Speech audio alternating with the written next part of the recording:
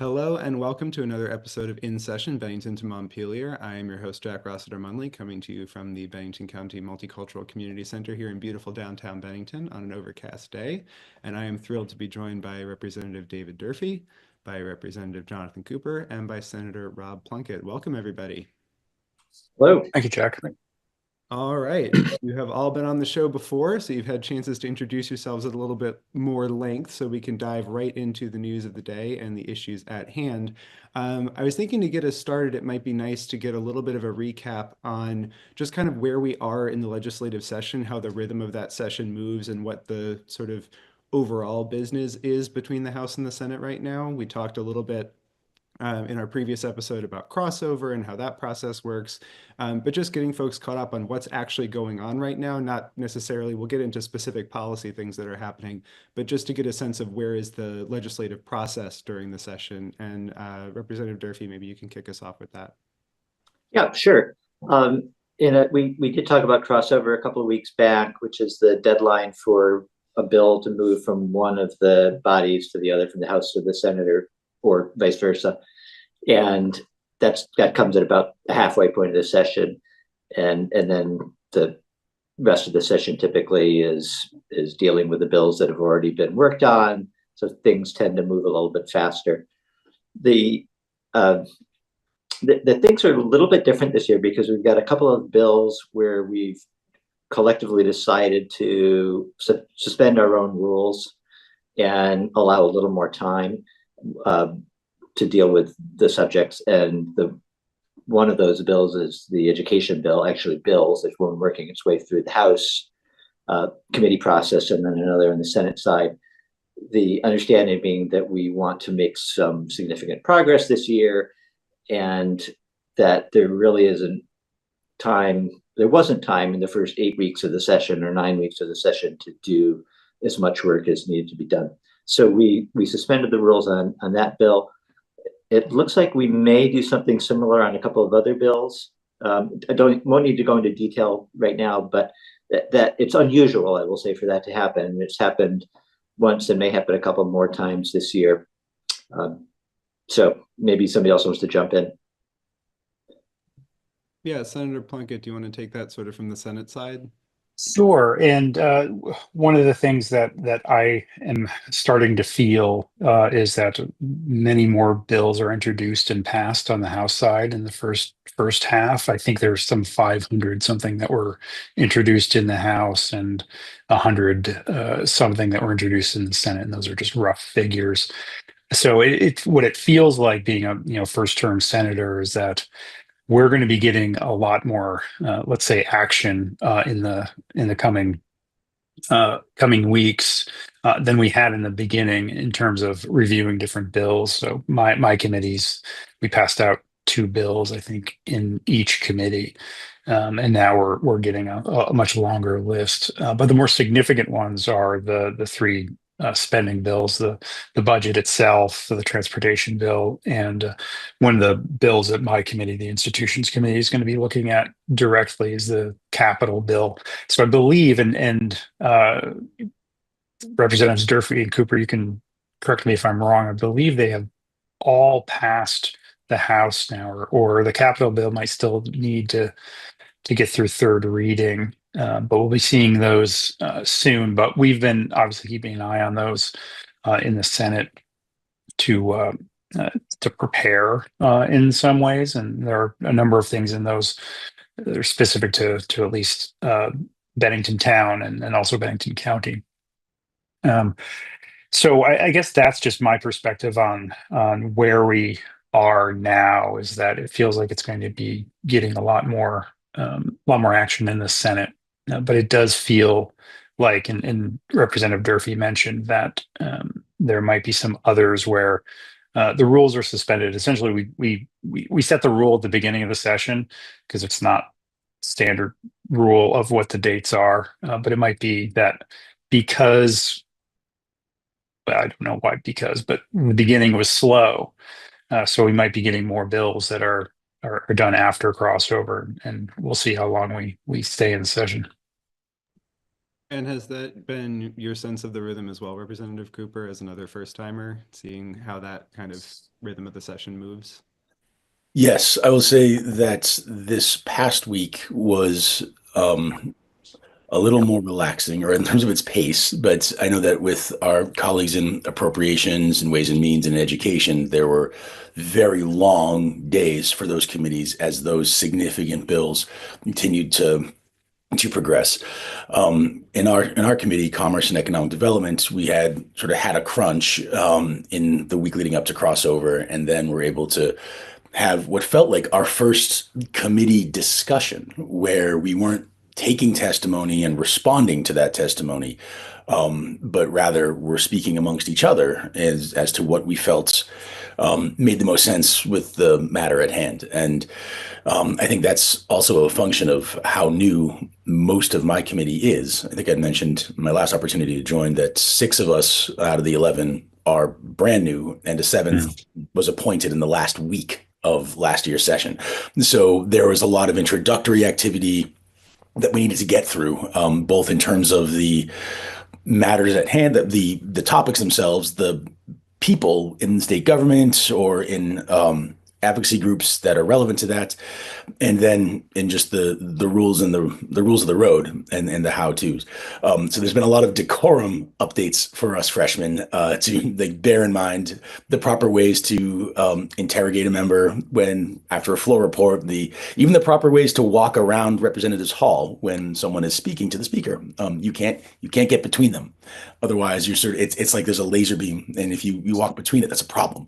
So I broke that rule and was gently and politely, but clearly instructed as to how best to maneuver around the hall if need be. That's fascinating, those little intricacies that you have to learn in any new workplace, but it's so much more in these kinds of environments. That's really fascinating.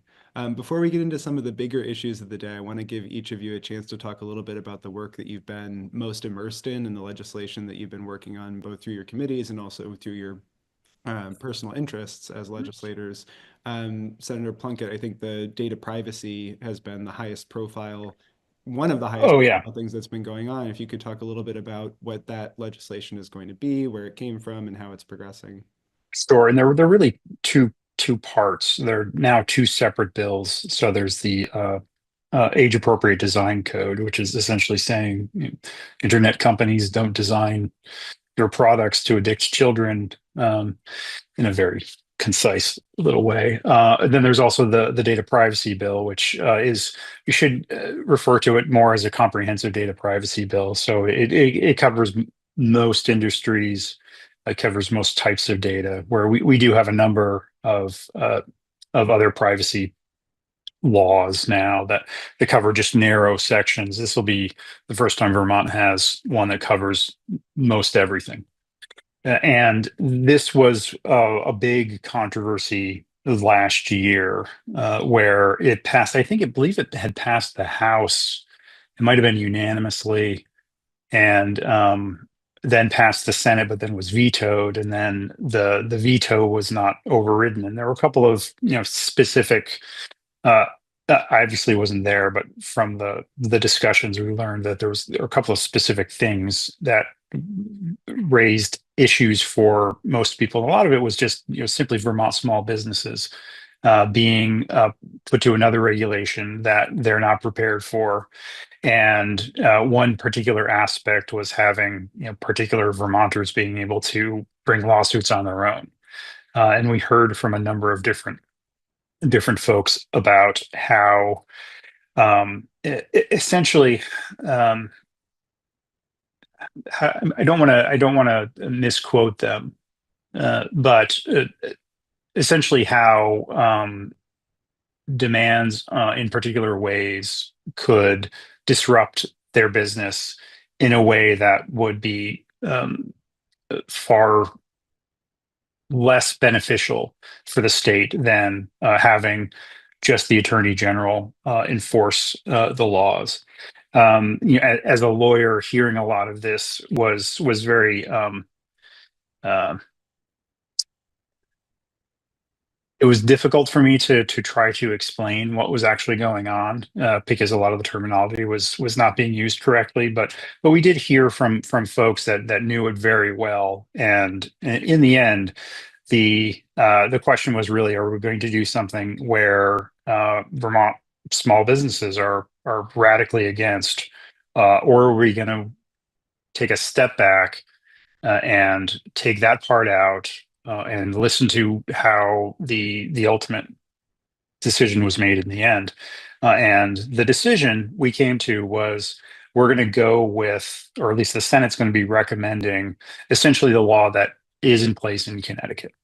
And New Hampshire has followed. I believe Maine might have followed to sort of have a regional model where a lawsuit in one of these states would also inform the courts in the other states and also help businesses just understand how they will go through the regulation. The Attorney General is also tasked with providing some guidance, and we see this as a first step towards having it, but we have nothing right now. So having a law that allows us to even know if our data is being used, to be able to correct it if it's incorrect, to delete it, and to opt out and have these things be something that's readily accessible to normal people and not tricked into agreeing to. That's all incredibly important. That's what we have passed out of the Senate, and that's now going to be kicked over to Jonathan's committee.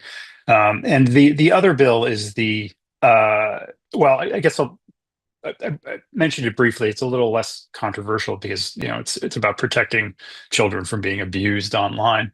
But they were connected last year. Now they're two separate bills, and what in the Senate, in our especially in our committee, we're hoping that stays that way, that they're not joined together because there are different controversies with each one. But now, Jonathan, you have to run with this and take it past the goal line. And so, yeah, now what is the next part of this, and what does it look like on the House side? Well, so yeah, thank you, Jack, and thank you, Rob, for sending that along. That's an important part of actually what we've been working on in this session. Our committee, and one of the members of our committee and a couple of members of leadership in that committee have really worked hard on data privacy over the years, and so we have a lot of knowledge. It's a pretty deep bench, some people there with this topic. Our bill was focused on protections for public servants and certain public servants, and that was informed by a law known as Daniel's Law, based out of New Jersey, that was a response to the availability of personal data through private data brokers. You can spend 95 cents or $1 and you get someone's address. And the state of Vermont, for example, has a process by which public officials like select board members, et cetera, can have their information, their addresses protected, through the Secretary of State's office, and it involves coordination with town clerks, but it's a little cumbersome. It takes a while. And the thought being that, well, there's a lot of voter checklist rolls. We have a lot of just one of our state's values that a lot of information is available to people. That's something that we prize that. And unfortunately, people, through their public service can end up, and this is what Daniel's Law is, literally in the crosshairs, where someone was enraged enough. They went to a judge's house, the door opened, and it was the judge's 20-year-old son, and he was killed. So the challenge that we're reconciling here, however, is that not all the information that's out there is within the hands of the private sector, or it's originating in the public sector. And so what are we trying to accomplish? We're trying to accomplish safety. We're trying to take a look at how we can ensure that we're doing something and not nothing. So there was a lot of conversation in our committee around that bill, which has left the House and is on its way to the Senate, and sort of understanding how we can improve or provide people who are in the public sector, just as a starting point, who need to protect their data or protect their, have their data marked as private so that data brokers don't have to delete it, but they just can't, sell it or move it around. And what are the, without distorting or disturbing some of the business to business transactions that go into things like a car loan or selling your house. So the thought is we attempted to be, pretty careful there, get some language that will move that on its way. But now we're sort of ready, having done this work, to take on this more comprehensive data privacy bill that the Senate has fashioned, or both of these bills that the Senate has fashioned. And I think that we'll be hearing from a number of concerned individuals, but we'll also now, fortunately, we've had some time to get up to speed on some of these issues. And we know that it matters a lot to a lot of people for a lot of different reasons. There are, the industry trade association, you might say, has formed a political action committee, and that's very new. That's something within the last week or so. So there's just a lot of interest in what this is. It's a realm of commerce. It's also an interesting point where we were looking at this bill because it's consumer protection, but we're not the consumers of that data. We're the product. And which is enough to get people to say, ooh, that feels odd. But it's an interesting sort of look at what is within the Committee on Commerce and Economic Development's jurisdiction. The bill that we were just talking about, 362 or 342, began as a bill in judiciary, but judiciary felt like there wasn't really a criminal penalty being applied to entities that did not comply with the request to mark certain data private. And so it moved over as a consumer protection thing to us. And we found some interesting judicial opinions that informed how that bill ended up leaving us. And in any event, I guess that's getting a little in the weeds, but rest assured, Jack, that the committee is ready to take up what the Senate has sent our way. And I know that it's been something that's had a lot of due diligence out of the Senate side. So we're looking forward to getting into it, I think, as early as next week. And if these come into law, what does it mean for me as an average Benningtonian? What's this going to mean for my day-to-day? Do I get different pop-ups when I go to buy stuff online? What does it look like for Vermonters? So, Senator Plunkett, since you were working on that bill, I handed it to you. Yeah, that's an interesting question, Jack, because we don't really have an answer to that. We're not, the law isn't going to be dictating how online service providers actually present this, other than to make it absolutely clear. So what you might see is that you won't get a pop-up that has a little button that says close, but doesn't actually close it, actually signs you up. So that sort of thing is going to be banned, although we're seeing less of that now because there are, it's either 20 or 19 other states, depending on how you calculate it or how you define it, that already have these comprehensive data privacy bills. So the international or national companies are already following a lot of this. So it might, frankly, you might not see much different right away. But the five core things will be relatively easy to do, which is just find out, if your data is doing anything, if anyone's doing anything to it, correcting it, deleting it, opting out of targeted advertising, or simply opting out of being profiled as a particular consumer in a particular way. And I'm forgetting the fifth, but I'm not going to try to dig into my mind and just come up with that. But for consumers, it might not be what you see right away, but it's an acknowledgement that what we are doing is, and I think we are consumers of these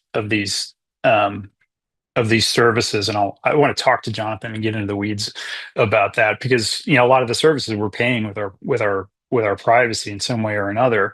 Right now, we're doing it in a way where we don't know what it is that we're giving away, and the question is, how much do we have to actually know what our currency is, and that's one of the requirements as well, is that we need these privacy notices, the notices of how our data is going to be processed, to be clear to us, so we know what we're getting into before we actually log on to Facebook.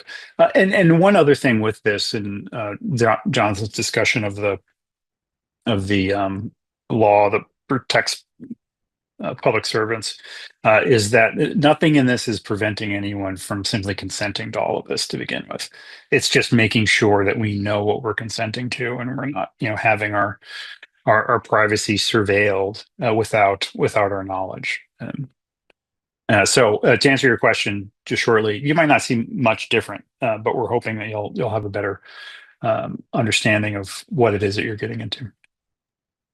I appreciate that. And yeah, as someone who, with a journalistic background, who does intense research on many different topics, my targeted advertising is often way off base because it's whatever the last thing I happen to be looking into was, and it's all over the place. And Jack, frankly, that's a good thing. And I'm going to jump off of that. Is that one of the things we're actually hoping with this too is that, and I've talked about Vermont small businesses, and this is a really important aspect of this, is that a lot of the targeted advertising is sold by these bigger companies to our small companies as being some sort of magic bullet, and it's just wrong. The targeted advertising doesn't get it right, and so essentially a lot of our small businesses are being ripped off by being sold the advertising.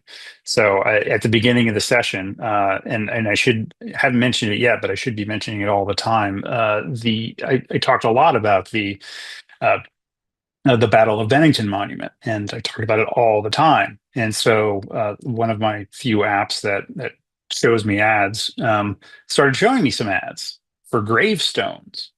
So it was just sort of a great. It was either a threat, or it was just an example of how targeted advertising just doesn't work very well.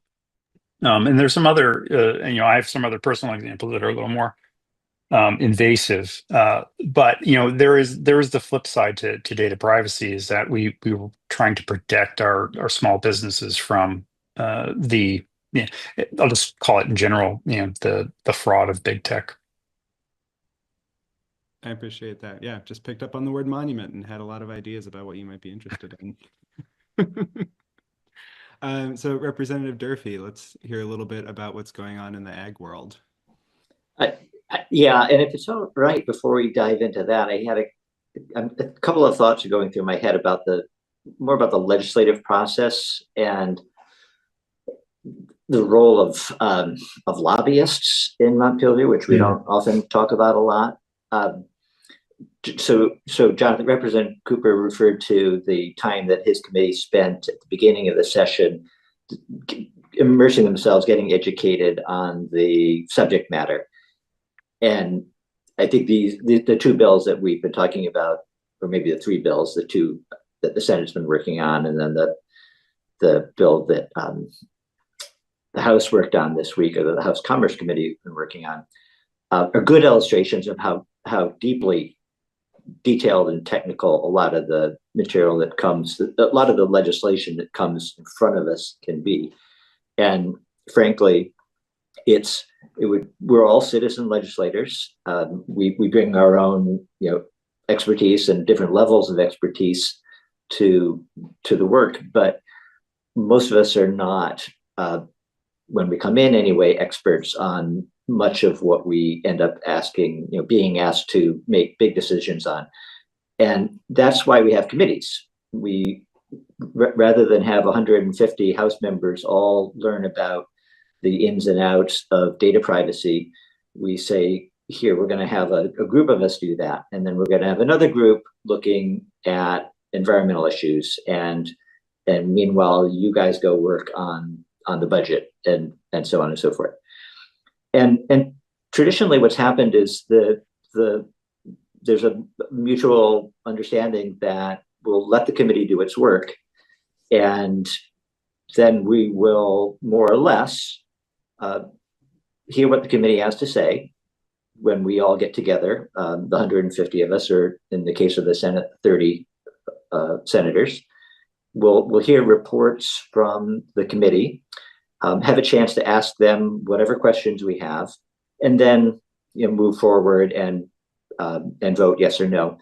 And typically, if we've had a committee that reaches a unanimous decision, then it's much more likely that the entire House, the entire Senate will will go along with it. We have many bills where that's the case. I think Jonathan mentioned we have roughly 500 bills that have been introduced this year. Maybe 100 of them will end up becoming law by the end of the year. And many of those 100, maybe 90% will be unanimous decisions.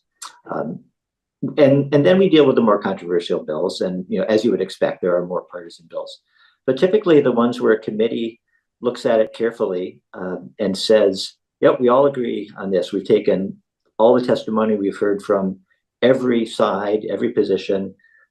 This is what we recommend. And I mentioned this because the particular bill, the bill that the House Commerce Committee was working on this year, and Jonathan's the chair of the committee is a Republican, by the way. These are all bipartisan committees. The Democrats hold the majority in the House, and most of the chairs are Democrats, but there are a couple of committees that are chaired by Republicans, and the Commerce Committee is one of them. And I saw twice this week instances, including on this bill, where a unanimous committee recommendation became a bipartisan vote on the floor of the House. Not entirely. There were some Republicans who supported this bill, and the budget's the other bill, where there was a unanimous, after a lot of work, a lot of concessions made, trying to find common ground, and late nights where the committee had to really make some tough decisions. And then quite a surprise, actually, having served for a few years now in the House, quite a surprise to see so many no votes. I mentioned lobbyists, and in the case of the bill that we looked at yesterday from the Commerce Committee, we did pass it ultimately, and it's on its way to the Senate, but offer that protection to judges, to others who work in the courts, in the judicial system. And as Representative Cooper mentioned, there's a brand new PAC. Even without a PAC, they can have lobbyists working right in the building. There are 180 of us. There are maybe just as many lobbyists there too. And it was quite disappointing, honestly, to see that the bipartisan work of the committee, months really of testimony, was ignored by as many people. So anyway, that's just, I wanted to share that thought because I'm not sure where we go from here. If committees can't feel that their work to collaborate is going to result in a bill that will pass, and ultimately be signed by the governor, because it's a signal, I think, of how the governor feels about it too. Then there's going to be less concession in the committee itself. There'll be less bipartisan work in the committee itself. That's what I'm worried about. I do want to follow up on that. I'm curious, what does more professional type lobbying look like in Montpelier, and have you seen that change in your time there? I wouldn't say that I've seen it change, but there are. We rely, I will say, on lobbyists for good information, and we're as I say, not experts when they come in, and we want to hear from people who know the material, and sometimes those are lobbyists. Sometimes those are people who are hired, or the lobbyists will arrange for experts. That's also an important role that they play. They'll be hired to do that, certainly, but they'll help find the people who you would want to have come in and testify and share, maybe a bias, but at least getting some information out on the table. Yeah. And Jack, if I may, one of the things that's important is that they're people that you see every day, and a lot of them live in and around Montpelier. It's law firms, there's MMR, there's DRM, there's Leonine Public Affairs, there's action circles, and they represent a wide variety of interests, including the Parent Child Center Network of Vermont. So the Sunrise Family Resource Center, of which I am the board chair. So I I like Sunrise. There's the Regional Development Corporations of Vermont have, a lobbyist. And so those would be like, again, the BCRC, BCIC, for which I work. So there, and on Friday mornings when I go play basketball at 6:30 a.m. in the rec center in Montpelier, a lot of them are hooping it up with me. So you end up having conversations with individuals on a number of different topics. In some instances, there's a lot of clarity in what's, this, like, for example, there was the data privacy bill, there was the Oklahoma model. And so there's all different states that advance their different elements of legislation. And if you have time in your day, you can learn more about that Oklahoma model, or, maybe someone joins you at lunch, but you find it to be unpersuasive, or you learn a little bit more that you didn't know. And I got a close look at this by the initial committee straw poll that we had in that particular data privacy bill was 7-4. And I was the only Democrat who was part of that 4 saying no, which meant that, that people are paying attention to that. And so individuals representing organizations as large as Google wanted to know a little bit more about why I had said no, and maybe you'd be interested in learning more about this or that. So in some ways, they can provide some of the due diligence that you might not otherwise have known about, because I certainly wasn't aware of an Oklahoma model. I was responding to a concern I had in the draft legislation itself. But then it's incumbent upon you as the legislator to do the homework, and to also bear in mind that although you now have gotten to know this person a little bit, you know them from a professional capacity.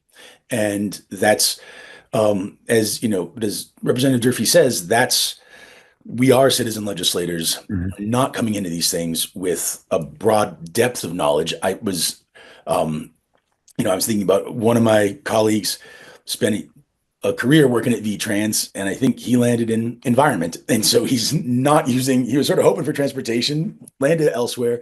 And so, we come with what we know, and we don't know what we don't know. And while there are some individuals who are not, within the Vermont sort of bubble, but they're people that maybe travel up to lobby maybe directly on their own business interest behalf. We've had people come in from Chicago, and that's expanded a bit with Zoom technology. People don't have to fly, to get themselves up to Montpelier. They can just sort of Zoom into a meeting and provide their perspective, but a lot of them do prefer to be here in person. But it's a good reminder of how the things that we talk about affect real people. And on either side of any given piece of legislation, pro or con, yay or nay. But as Representative Durfee points out, it's not a small number. The State House is not a big building. And so if you vote in a way that raises an eyebrow or catches someone's attention, they'll find you, because there's not much of a place to go get lunch and not be seen. Yeah, as with pretty much every town in Vermont, it's a small town. Even when it's a larger town, it's still a small town somehow. Excellent. I think that's a really important sort of context for people to understand in terms of how the whole process works. I do want to make sure, Representative Durfee, you get a chance to update us on some of the work that you've been doing too. Yeah. And so in our committee, the Agriculture, Food Resiliency, and Forestry Committee, we passed out, we had 3 bills that went to the House floor last week. One was a bill that we talked about, I think, on the program a couple of weeks back that Representative Cooper had introduced. It's just a pretty straightforward bill that updates the dollar level that a small home bakery or food producer can earn in a year through sales without having to be licensed by the state. So that was good to see that bill went through without any challenges. We also had a bill that sets up a state program called Vermonters Feeding Vermonters.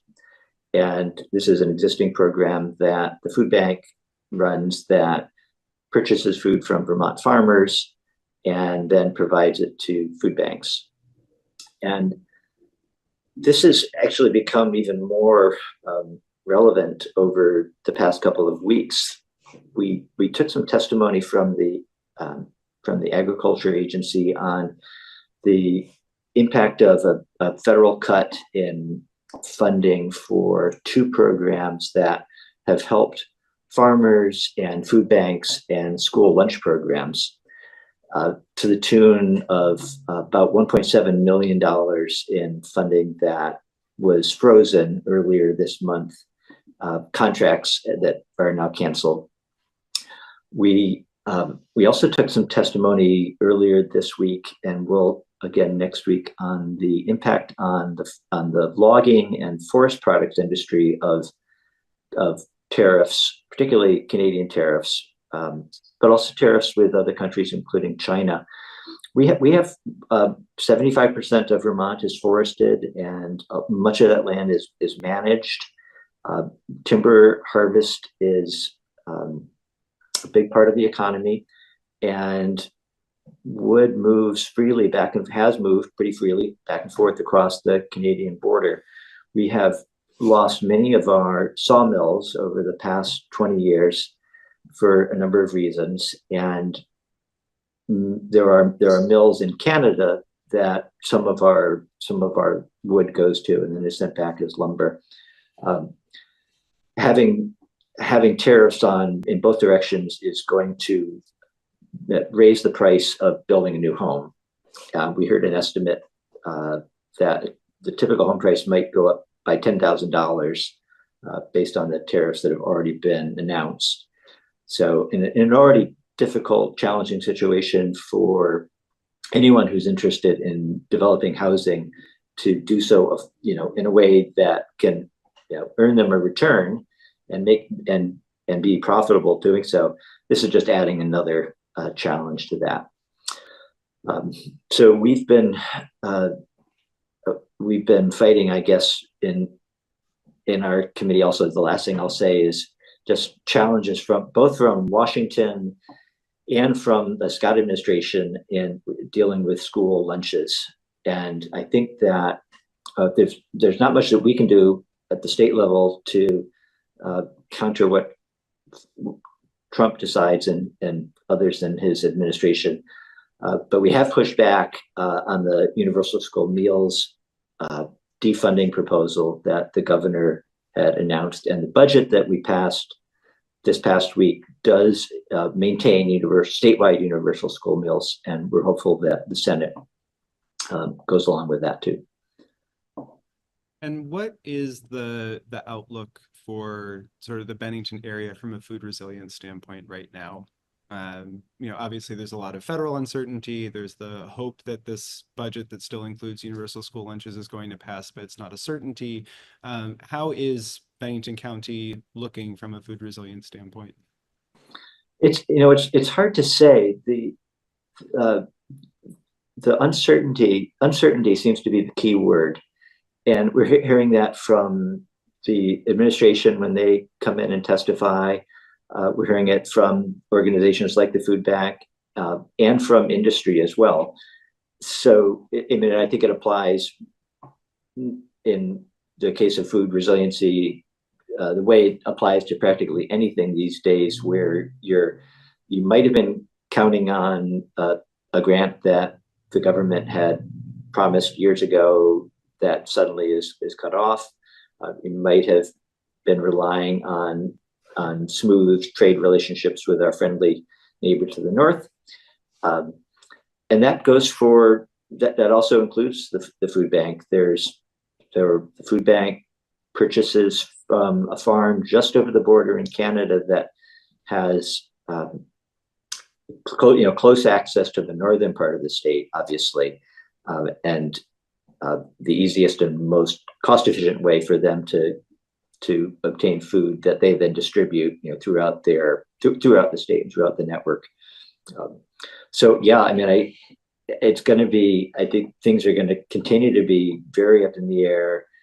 We know that food insecurity is not as challenging, I think, as it was a few years back at the start of the pandemic, but it's still running at high levels, and the percentage of the population that is food insecure is in the double digits anyway, across the state, and I believe higher in Bennington.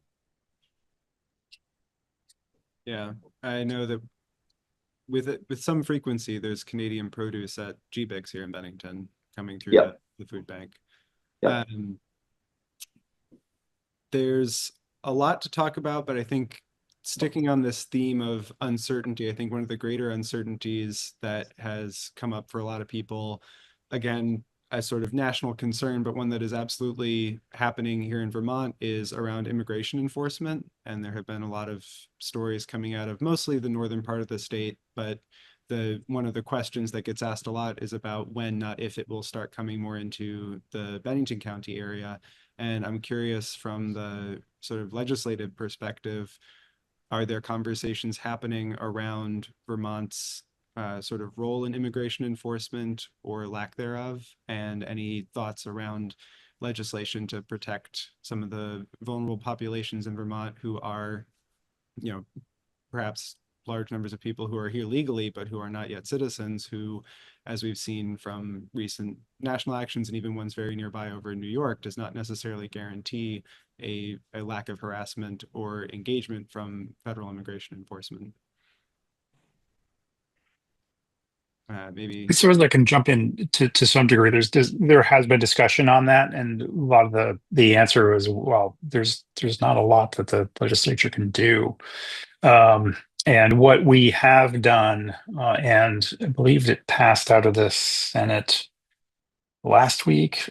But there's essentially law regarding deputization of local law enforcement, and that more or less has to be approved by the governor. But there was one way around that for local groups, and it wouldn't necessarily just need to be law enforcement. It could be a select board and whatnot, where right now the law stands where, if an emergency is declared, then local agencies can cooperate with federal agencies on their own. They can make the agreements on their own. The bill we passed would require that also have to be approved by the governor. The bill, as originally introduced, would require the legislature to do that, but that was something that was essentially a non-starter. But at least having a little more friction in that, we believe is something that's important, even if ultimately it might be symbolic, because I don't believe it has ever actually happened. But beyond that, we do know that our jails do have ICE detainees. They don't stay there for very long, but it's a long-standing. Um, I'll call it a program that I don't think that we can do much about. We can't say that no, you can't put folks here, because ultimately what would happen is that they stay in a van or in a some other block up until they got to another detention facility. So coming here, staying here for a couple of days, and then going to Boston is what we've been told happens. And I believe there are two of our jails that do that. But from our standpoint, we're doing as much as we can, but quite frankly, I've not heard anything specifically around Bennington regarding that. And if there is anyone that has any information about anything that has happened, especially where you are, Jack, I'd love to know, what it is that we could do to maybe even just ease some anxiety on that, even when we say there's not much we can do. But this does bring up a good thing. I have not spoken to our local law enforcement about this, and I'll be doing that after today. Yeah, I know at a couple of recent select board meetings, and even at the town meeting back in early March, there were specific questions for the Bennington Select Board and for the police chief here about cooperation with federal immigration enforcement. And the answer was pretty strong, which was basically, if there's not a serious crime involved, we have no interest in cooperating. But I think there are some questions about what actually constitutes a serious crime. How is that decision made? And then also, I believe that response is based on existing state laws about how local law enforcement does or does not interact with federal immigration enforcement. So I'm sort of curious Mhm. if there, what is the existing sort of state stance, just because, again, as you said, it hasn't necessarily come down here to Bennington. But there are increasing numbers of reports from other parts of the state, especially the parts of the state that are within the 100-mile border zone where ICE and Customs and Border Patrol have a little bit Mhm. broader purview to operate. I'm curious if you're hearing from fellow legislators about concerns for actions that have been occurring in their districts. I have not had conversations pertaining to that. One of the things that I've seen more conversation about is local municipal levels or within communities as churches and parishes declare themselves as sanctuaries. But what that looks like under the revocation of the guidance from the Biden administration, that sort of gave that harbor, you might say, or gave churches and other hospitals and civic institutions some comfort that they could make that declaration. That's been revoked, and so we're now in an area where it's like, well, it's hard to know what can happen, because I think that's in previous years, organizations, individual entities were taking those actions. And as recently as last week, I think maybe 2 weeks ago, a church in Waterbury made such a declaration. And the question was, how does that declaration fit in the current context of immigration and customs enforcement?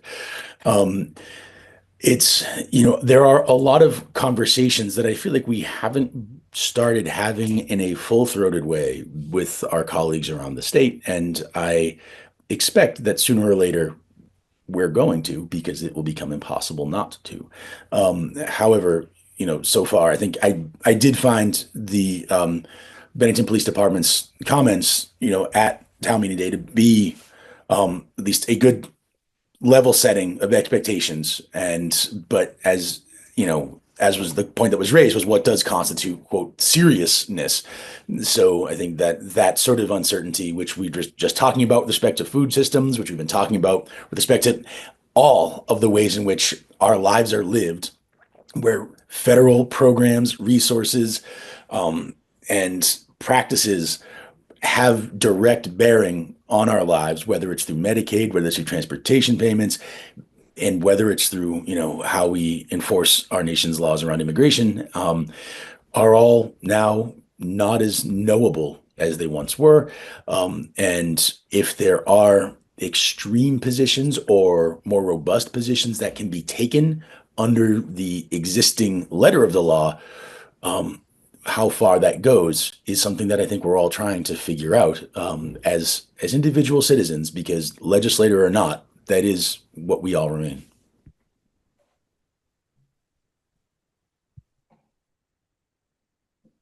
Sort of on that topic and just in general, I am always curious for the overall vibe check of how things are going in this increasingly bipartisan legislature. We've had significant changes. We've talked about it several times on the show, not only the shift in party dynamics, but also having so many new legislators be a part of the process. I've been trying to check in on that every single episode just to see, as this first session with so many new faces in it and a new dynamic continues, how is that dynamic playing out and what does that look like? Representative Durfee.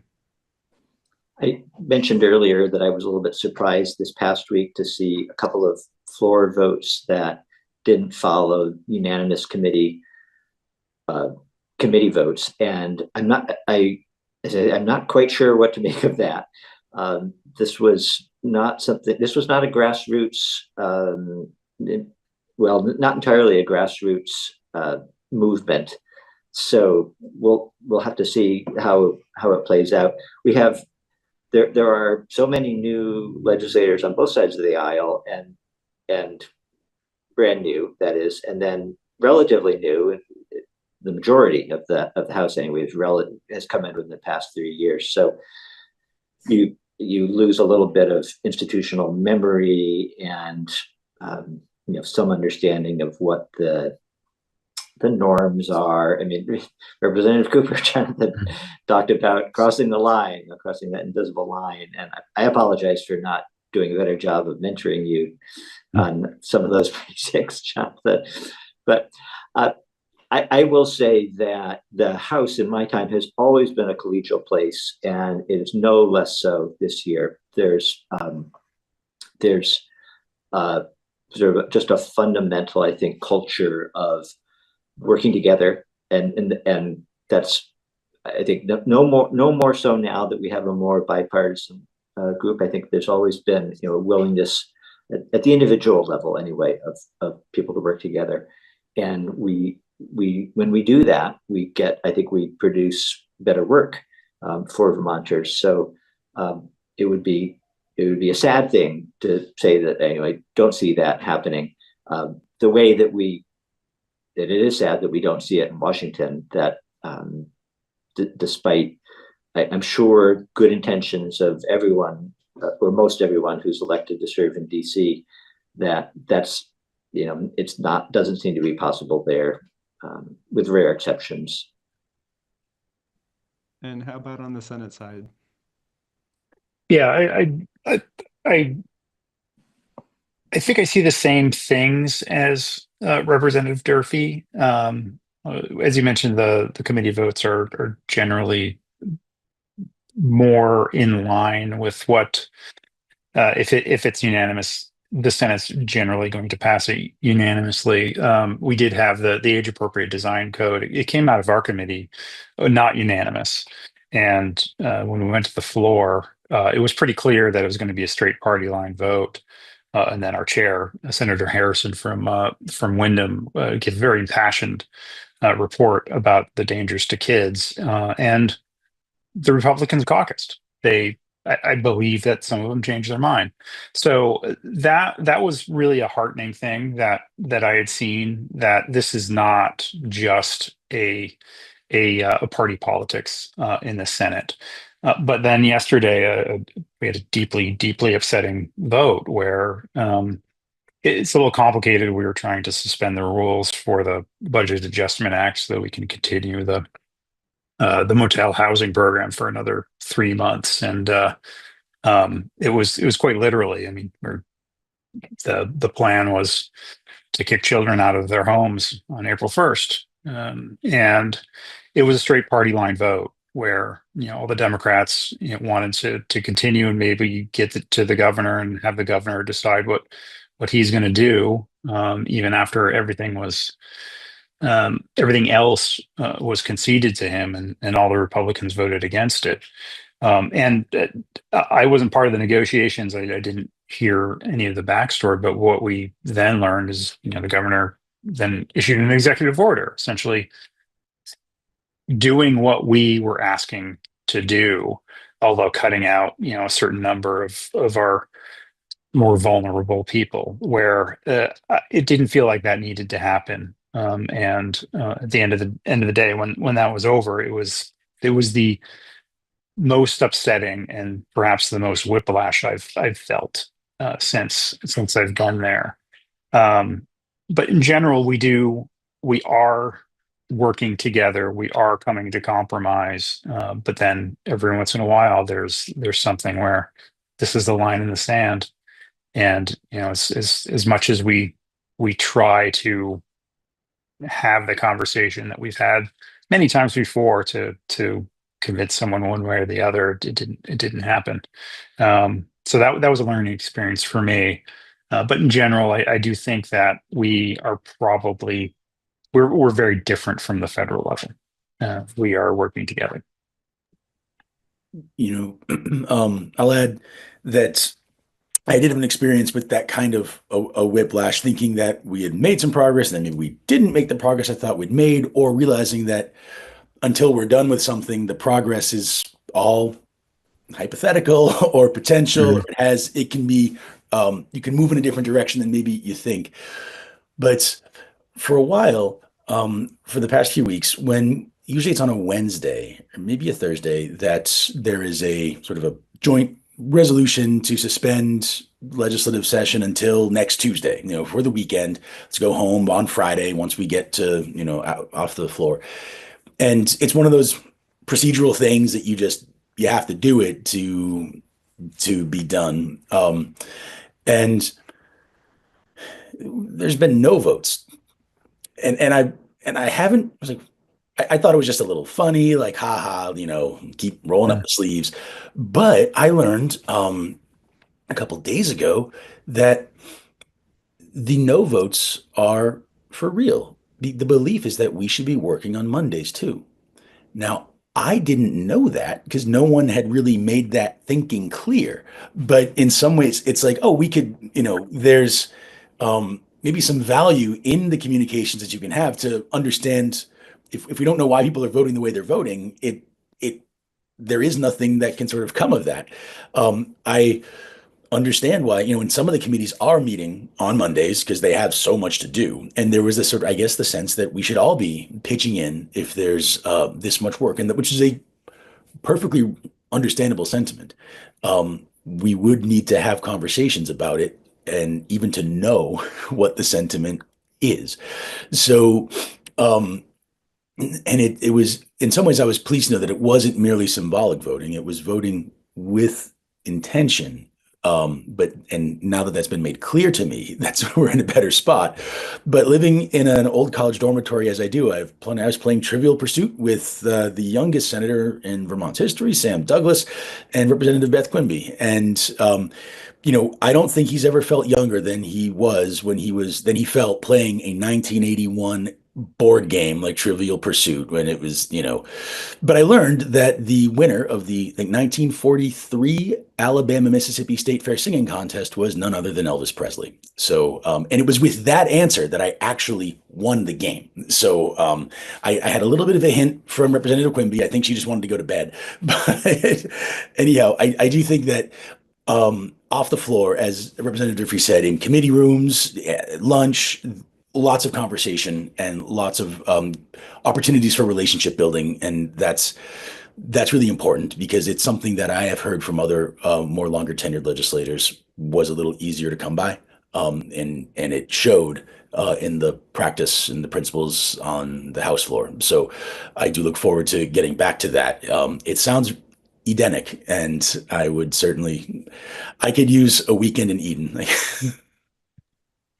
I think we all could. Yeah, I think that's very heartening to hear, and it's good to hear the consistency with which relationships are being built and maintained. It sounds like there's a lot of general commitment to that. And so that's part of why I like to check in and just see how that's all progressing over the course of a session.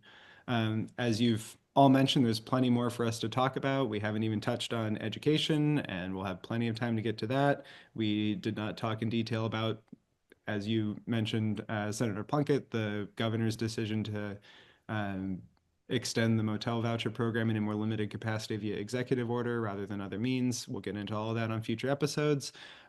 Quickly before we go, there are many different ways that people can get in contact with legislators, and obviously they can look them up. But I do like to ask, what is your preferred method of contact?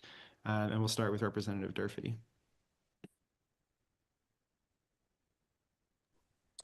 The legislative email is probably the best way to reach me, and it's I hate to even say it because it's a long.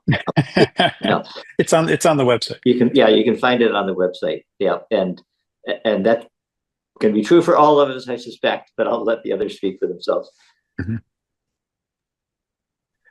I prefer the legislative email because it helps me keep track of it much more, sort of all in one place. People can reach out at team@cooperforvermont.com. And that also shows up on the same device. But the legislative one is quite clear. And then with respect, sometimes the needs are more immediate. I respond to people as soon as the day I get it. And then if people need to catch up with a phone call, I'm happy to share my number, and people can text or call, and that's available as well. And my preference is to give me a call. My number's on the legislative website. The emails are voluminous, and I do not get back to them as quickly, but that is the second best method. Wonderful. Thank you all for that. And thank you all for joining this morning. This was a great conversation. I'm looking forward to many more over the course of this session. Thank you so Thanks. much, Jack. Thank you, Jack. Bye, everyone.